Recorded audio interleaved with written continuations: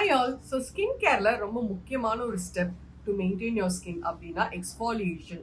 So skin exfoliate பண்ணுறது it's very very important.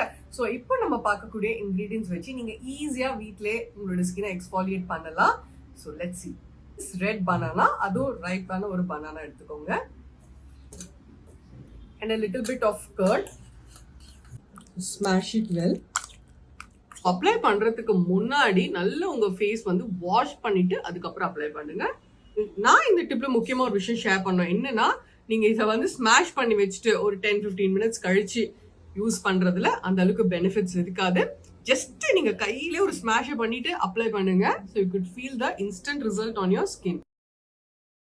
So this is after removing the pack, so you can see.